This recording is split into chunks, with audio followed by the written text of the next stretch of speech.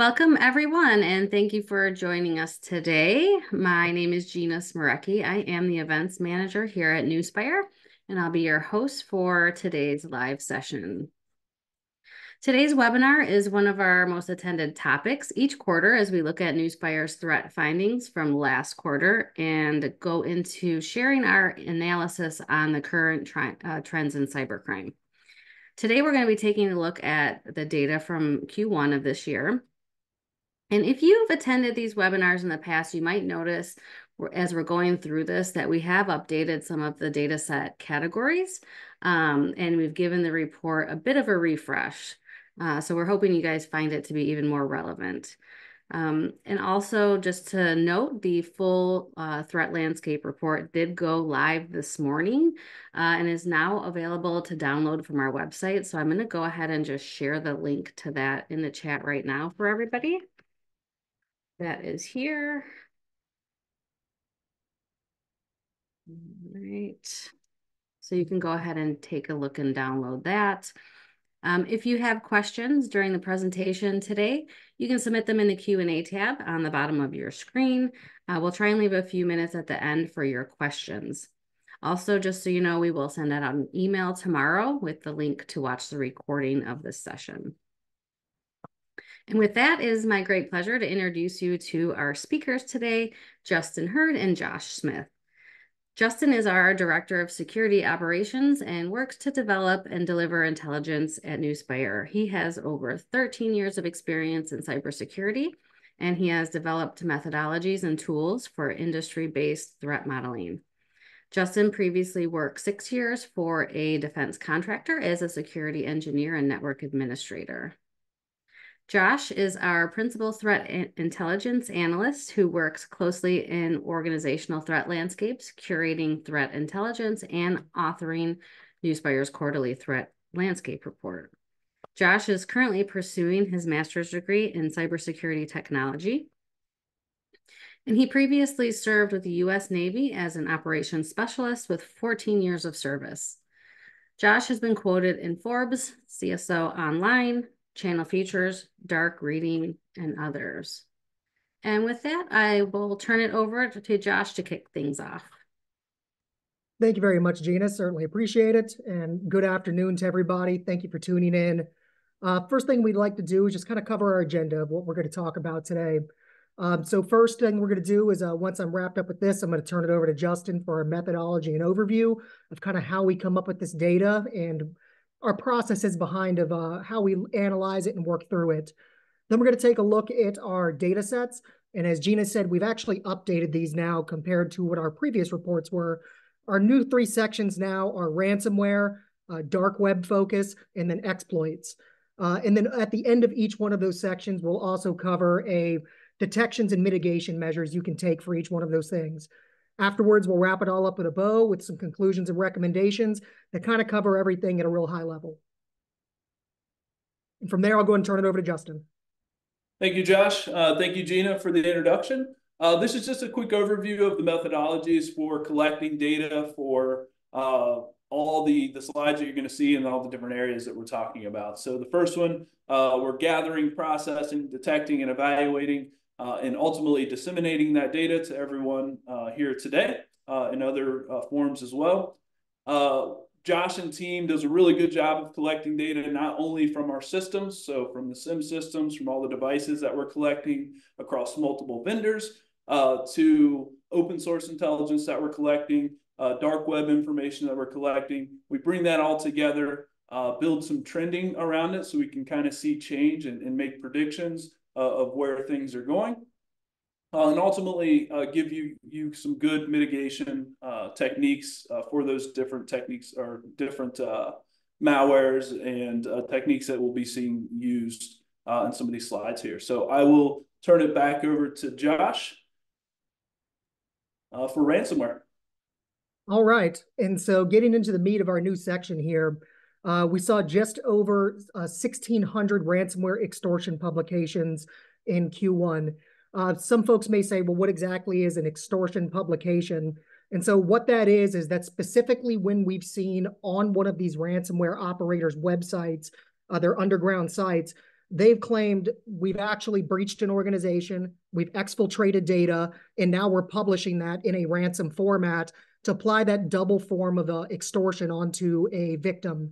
So that's a metric that personally we like to track, because that shows beyond just signatures of attempts that these were confirmed attacks that were successful, and that the ransomware operators are now promoting that they've completed this attack.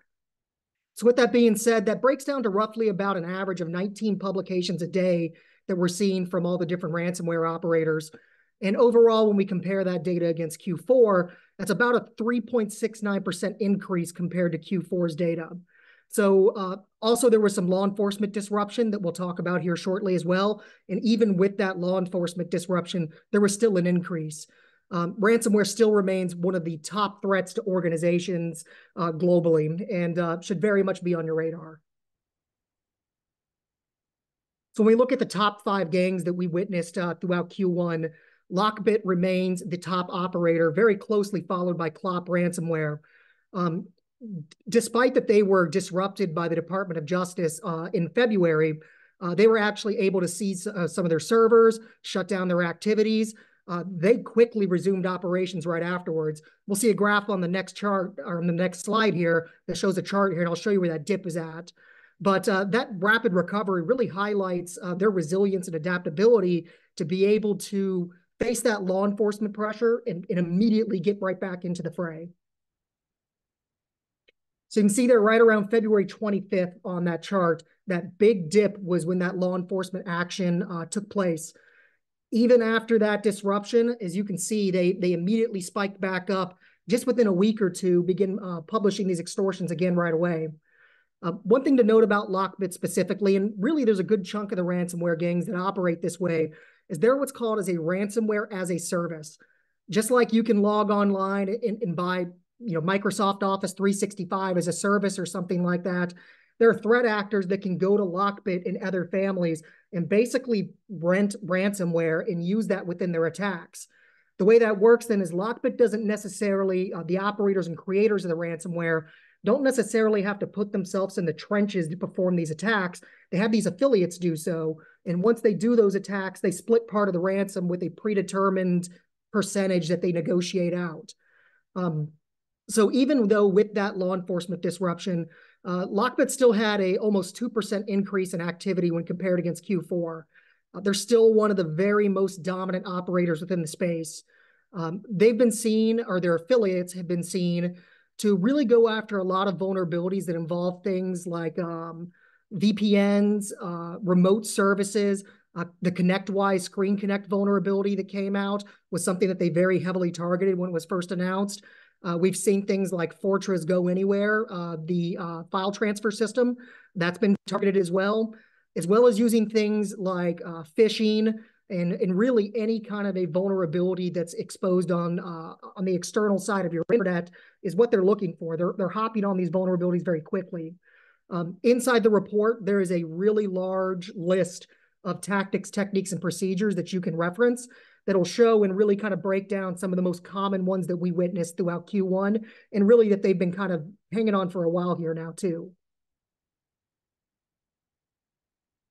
So what we want to get into next here is take a look at ransomware specifically by industry. So all those extortion publications that I talked about, all the ones that we could find that mentioned a specific industry or were tagged or something along the lines of where we could identify for sure what industry vertical those extortions belong to, we went ahead and graphed that data out to take a look. And what we saw was manufacturing led the way, at least for during Q1. With that being said, manufacturing faces struggles with this and is a very high value target for these ransomware operators because they know that they're a critical part of the supply chain. They know that manufacturing organizations are typically going to be very financially impacted by downtime. And because of that, they're more likely to pay out a ransom than other organizations may. You also have the things between their IT infrastructure and their operational technology that can add additional challenges and vulnerabilities that, if they aren't properly maintained, can give it a bunch of different avenues for these gangs to exploit and take advantage of.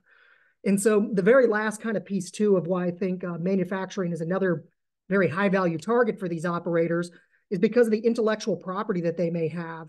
Having that sort of intellectual property within their organization, if the threat actors can get into it, can steal that, that can be very lucrative for them to turn around and sell that on the dark web or to, competing foreign nation companies and things of that nature. And for this, I'll go ahead and turn it back over to Justin for mitigation and response. Yep, mitigation response. Before I jump into this, I saw that we did have a question pop up here. So does the combined data exfiltration with ransom, and can you exfiltrate data without ransomware? I can answer that from my perspective. Yes, you can exfiltrate data without ransomware, and yes, they'll potentially use that for extortion as well. I think more or less what we see most of the time is a combination of both the ransomware and the extortion. It just gives some extra leverage that you'll pay the ransom. So even if you have good backup solutions, which we'll talk about as far as mitigation and response, and you can get back up and running, you still run that fear of potentially losing your client's data, and they can use that as a means to get you to pay the ransomware. So I hope that answers your question on that front. As far as ransomware mitigation, Josh talked a lot about the techniques, which is the first part of this, is to really understand what the threat actors are using, and then what tools are going to help you mitigate those different tactics and techniques. Endpoint detection and response, or EDR, is a really good way to help detect a lot of those techniques that would be used. A data backup and recovery plan is essential to recovering from a ransomware. It's almost impossible to recover from a ransomware unless you're paying the ransom or you have good backup solutions. So this is very key to recovering from not only ransomware, but other events that can happen with inside your network.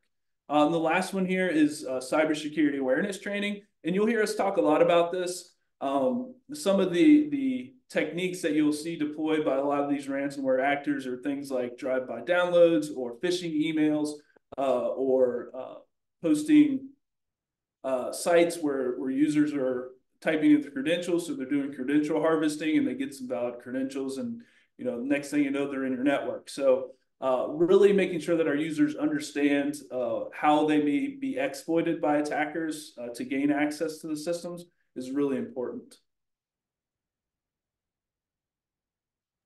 And back to Josh. All right. And to jump into our next section, which is another new section for us, is the dark web section. To get an idea of what this is and kind of what the purpose of this is, one of the things in one of the biggest methods of initial access that we see within incident responses and attacks in general is a lot of the information is bought and resold between threat actors to be able to get things like credentials or RDP access or shell access and things like that. And there's a lot of other things that can impact your organization that are being sold on there as well, such as financial information, business credit cards, and things like that. So we were able to take a look into it and be able to gather this information and see that there's basically just short of 4 million listings that were specific for Q1. It should be noted that when I say there's 3.9 listings, or even when you see like 437,000 listings of credit cards for sale, that may not be 437 individual credit cards. There could be 50 within that one listing of it. So this is just an individual listing on a marketplace that says we've got credit cards for sale. And so those numbers can get dramatically higher depending on it as well too. So with that being said, these dark web marketplaces are unindexed by traditional search engines, meaning you can't just Google these places and find them that way. They often require special access. They require using things like Tor to be able to access them. And so monitoring these types of things and seeing what type of data is trending. And also a lot of times they will list on these marketplaces what specific malware they use to harvest the information. And they do that so the other threat actors that are going to buy it have an idea of what the data is going to look like when they get it. So being able to see that stuff really kind of helps us identify what info stealers are trending, which leads me into the next part here is our top 5 info stealers. So again, these information stealers are malware that are designed primarily to target things like financial information, account credentials, personal information on the computer that they infect. Sometimes we do see some listings as well, though, on the dark web marketplaces that come from third-party database breaches. Although I would say they're generally not as common as what we would see as a direct malware infection from these info stealers. Typically, the third-party database breaches will just be a gigantic chunk of data where you see a lot more onesie-twosie or an organization or something like that when it comes from the info stealers. But we can use this type of data in these info stealers to be able to guide our threat hunting activities, and as well as help promote cybersecurity awareness training on how these things are being spread. One of the most common techniques for info stealers, I'm sure some folks could guess it, would be phishing, as well as they often get embedded into pirated software and a lot of these fake software downloads. And what I mean by that is you go online and you look for a PDF reader and you're just type in free PDF reader. And the first result that pops up, it could be something malicious that the threat actors know people are going to be looking for, and they embed that within the software. So the top one, though, we saw within Q1 was Luma Stealer. And so Luma Stealer's listings actually doubled compared to Q4 of 2023. Luma Stealer initially emerged in 2023 in the beginning of the year and very quickly became one of the most prominently used info stealers. It's oftenly spread through, again, phishing, pirating software, but they also do use a lot of social engineering as well. And they'll get onto chat programs like Discord and Telegram and get into private messages of popular servers and try to entice people to say, hey, you know, I need you to take a look at this file, or whatever social engineering lure they want to attach to it to get someone to download and open that file up and execute it. Once Luma Stealer is on a PC, what it does is it scans for a lot of things like saved credentials within web browsers, your cookies, things like that, as well as it looks for cryptocurrency wallets, browser profiles. It scrapes all that information off and sends it back to its command and control server. And at that point, Luma Stealer can then even be used, if desired by the operator, to have that access resold to ransomware operators who then could use that to already have a foothold into an organization. Hand it back over to Justin for the mitigation and response. Yep. So dark web mitigation and response. We talked about user awareness and phishing training, which is the last one on here, and like I said, you'll see that one a lot. You know, you can do things like application whitelisting to kind of go against the use of pirated software that may contain malicious information.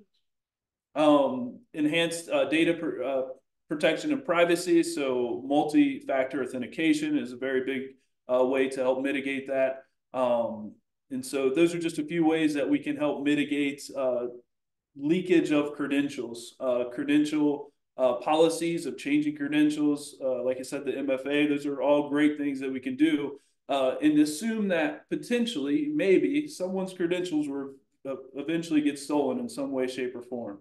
There's just so many ways for threat actors to gain those credentials. But if we keep good policies on our passwords and we deploy things like multi-factor authentication, it can really help give us a layered approach to being faster than the attacker using those credentials to do something harmful on the network.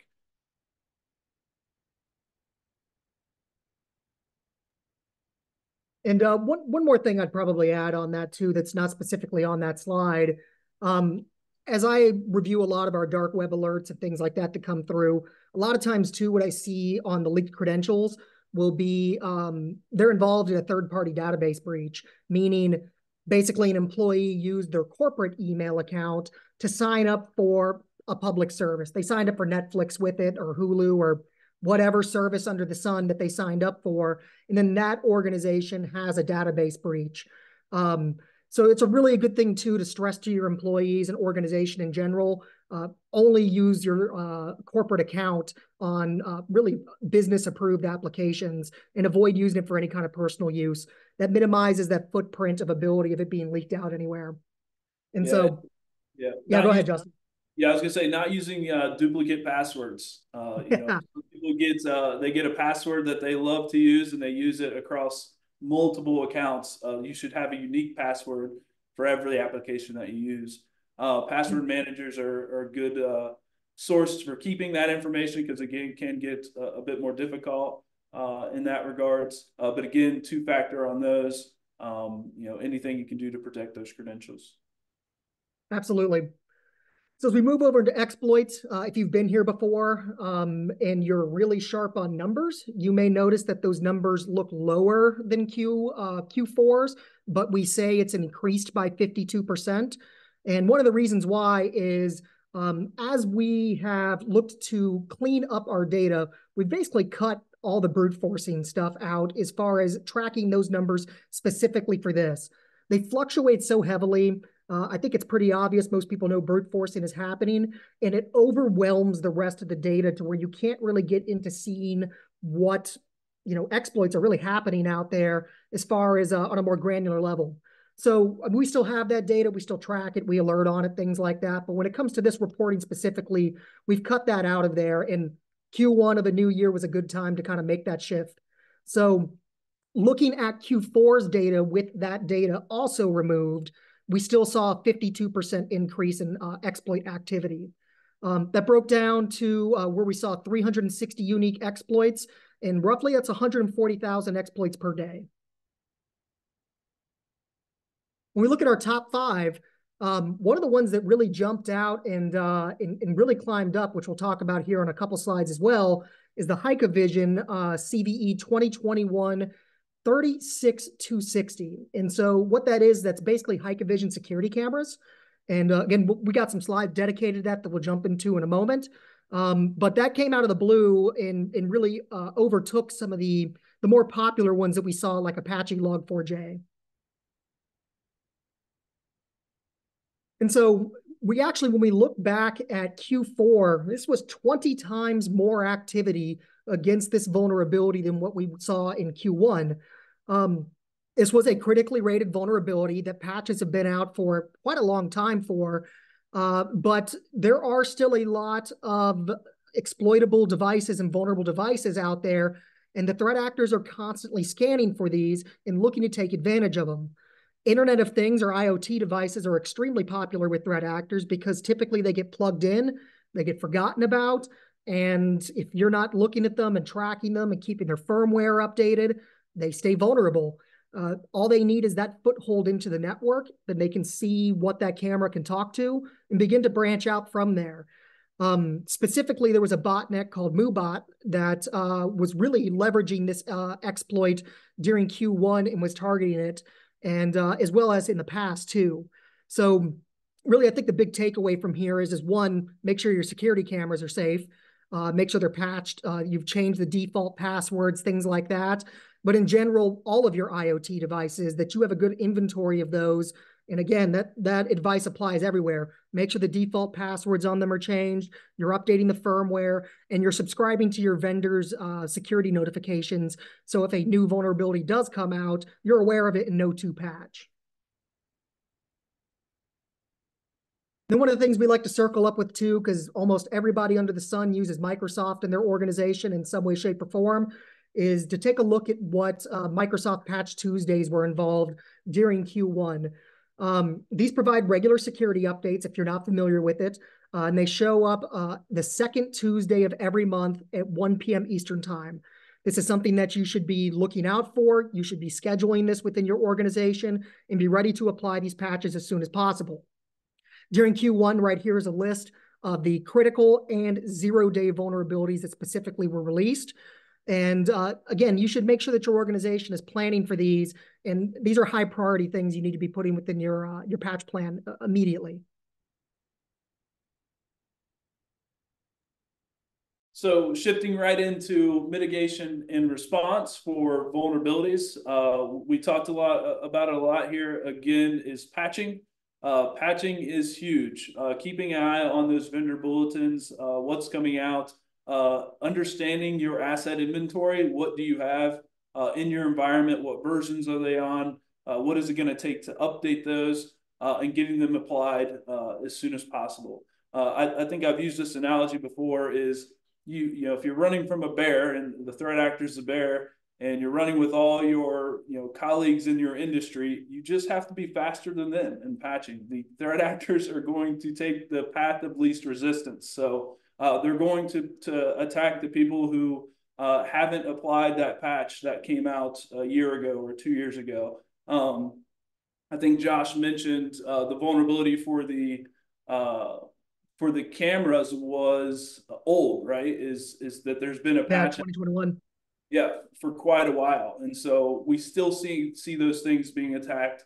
There's still exploits out there for them, and they're going to use those paths of least resistance. Firewall does offer some protection there, or another layered piece to mitigating vulnerabilities with the IPS sensor. So that's a good thing to have in place. Disabling unused services. This is something we see a lot, and it's just having good firewall hygiene, making sure that if you're not using a particular service, that the ports aren't available to be used. A lot of times you'll end up with old systems in your network that you didn't know about, which kind of comes back to that asset inventory that's running a service that allows them to get initial access. And so those are just a few things that we can do from a patching perspective to mitigate these exploits. Yeah, one thing you'd mentioned too, Justin, about that being an older vulnerability.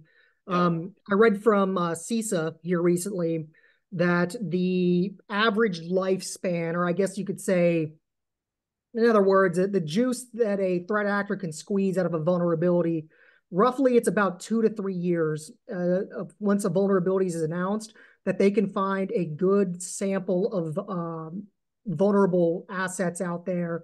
Usually takes anywhere between 2 to 3 years before one of those vulnerabilities falls off completely, and they really it's not worth their time anymore. But like you said, they're absolutely looking for the path of least resistance and the low hanging fruit. At least what I would say, the general organization is going to be facing. They're financially driven threat actors. They're looking for the least effort for the biggest payout. Yeah, absolutely. Yeah, and something as simple as just a vulnerability scan to understand what's out there on your network is super valuable. And you can take an exploit or a CVE and go to applications such as Shodan, and you can see how many systems are out there that still have those vulnerabilities, and it's crazy to think. But simple vulnerability scans. Making sure that you're patching as soon as possible, knowing that there is a patch, which comes back to those bulletins, is super big when it comes to mitigating those exploits. As far as conclusions and recommendations overall, is security is a layered approach, and we got to make sure to apply as many layers as possible to make it as difficult as possible to be exploited by threat actors. So number one here, educate users often, make sure that we have user awareness training, that we're talking about these things, that there's bulletins going out, so when it does happen that people are ready to respond appropriately. Take a layered approach, we talked about that. No one single technology will protect you. It's just the nature of the beast. You have to have a layered approach. And some things are as simple as user awareness and network hygiene, and then you can get more advanced into EDR platforms and SIM solutions and simple or centralized logging, which are great things as well. Patching your tech stack, first and foremost, knowing your tech stack is the first thing there, but making sure that you're applying those patches. Updating any malware protection you have in place. So even with EDR, even with a firewall that's configured properly, we want to make sure that we have some sort of AV detection on our systems that have updated hashes, because that's the easy stuff to catch, right? And we should be making sure that we're grabbing those pieces of malware that we already know about. And the last one here is segregating higher risk devices. This comes back to inventory as well. Is really recognizing what the crown jewels are for your organization. And it will change from organization to organization of what the thing is that, if it went down, it would really impact your business in a bad way. So understanding what those crown jewels are and what would happen if something was to happen to those particular systems, how you respond, and then what mitigating factors are in front of those systems.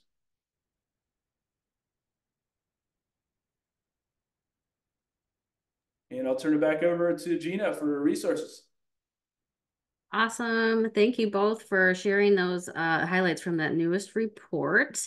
If anyone has any questions, we have a little bit of time left. Go ahead and put them in the chat or the Q&A tab. But at this time, I would like to quickly mention our next webinar, which is actually going to be a two-part series on incident response. So that is going to be a really interesting one. And let me go ahead and share the link to the page about that.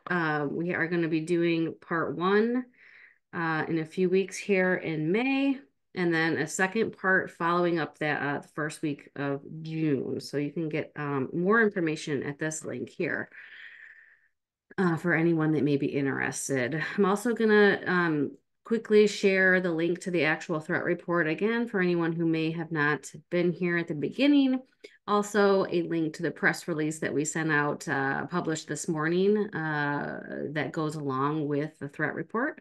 And then we have a ton of other resources on our website. So I just want to give you guys that link as well. I'll put all these links in the email that goes out to if you don't grab them from here. So no worries. Let's see, share. There we go. And then, all right, let's go into questions. I see one in the chat here. Okay, we have been fighting one computer that shares a network port with two others, switching to a public IP address on the weekends. Our firewall is monitored. And we have malware antivirus software also installed. What could be causing this? Any thoughts on that, Josh or Justin? Yeah, I would say I would give a call into the NOC, and they could definitely take a look and work through that and troubleshoot with you to see what specifically may be causing that. But they'll run through the logs and they'll take a look at the reports there and see, you know, what specifically might be happening there and be able to troubleshoot that issue with you. But yeah, I definitely recommend either sending an email to support or give a call into the NOC line, and they should be able to work through that issue with you. All right, thank you for the question, Dorinda. All right, so let's go. Here's another question. What are the top ways ransomware attacks businesses? I'll give that one to Josh. Yeah, we've talked a little bit about this. I think some of the most common ways that we see are certainly phishing and, like I said, the exploits and things of that nature. But one of the things we didn't mention, and I think that we've seen a rise of here lately too, is a kickback again to social engineering techniques. Specifically, you see like groups, Scattered Spider or Octotempest is what Microsoft calls them. They're the group that was responsible for the MGM attack that was widely publicized. What they were doing during that attack is they were actually calling the help desk and impersonating employees based off of information they gathered off of LinkedIn, and were persuading the help desk folks to reset passwords for accounts and give them access to it. So I don't think that's something I've seen very highly publicized outside of that attack, but it's definitely something that is increasing. And it definitely should have a discussion with your organization's help desk if you have a lot of remote users and things like that, and make sure that you've established policies and procedures around what constitute a good request to be able to have those kinds of credentials reset. All right, thank you, Josh. All right, here's one more question. What steps should I take to protect my company's security cameras? What are your thoughts on that, Justin? Yeah, I think IoT devices in general can kind of be forgotten on a network. We don't really think about them too often. They just work for the most part. One of the big things we want to do for those is change the default passwords. That was an attack quite a few years ago from Raid Botnet, where they were using default passwords for particular devices to gain access and use them for to impact networks on in a DDoS. So changing those default passwords is an easy step, right? Make sure that when we turn these new items on, that we're changing those passwords. The second step is keep an eye out for updates and patches that come out for those particular devices. Those are something that do come out for IoT devices quite often. And so keeping up to date with those. I think another thing we can do is segregate those devices from the network. I think it's probably always a good idea to segregate the IoT devices just because of their exposure and because they are kind of forgotten at times. That way, if there is an exploit that doesn't get patched or a password doesn't get changed and it does get compromised, they are limited to what they can do with inside of your network. So those are just a few things that I think is a good idea when it comes to IoT devices. All right, that's great advice. Thank you, Justin. And one final question here. Someone commented that they like the dark web section in the report. Can you talk a little bit about that? Is that something that Nuspire can help a company with? Yeah, absolutely. We do offer a dark web monitoring service. That's certainly something that we can assist with. And like I said, we monitor different things like credential leaks, database breaches. We look for, any form of mentions, IP addresses and things like that. So that's definitely something we can help out with. Awesome. All right.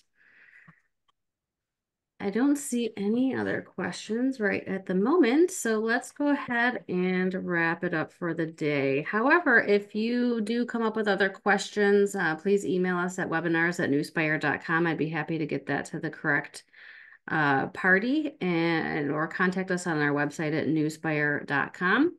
Also, upon exiting the webinar, there will be a short survey that pops up. We'd certainly appreciate any feedback that you have for us today. Any thoughts at this time from either of you, Josh or Justin? No, just thank you once again, everyone who tuned in. We do hope you enjoy the new report format and hope to see you again next time. Yep. Thanks everyone for joining. Awesome. All right. Well, on behalf of Nuspire and our presenters, thank you for joining us today and have a great rest of your day.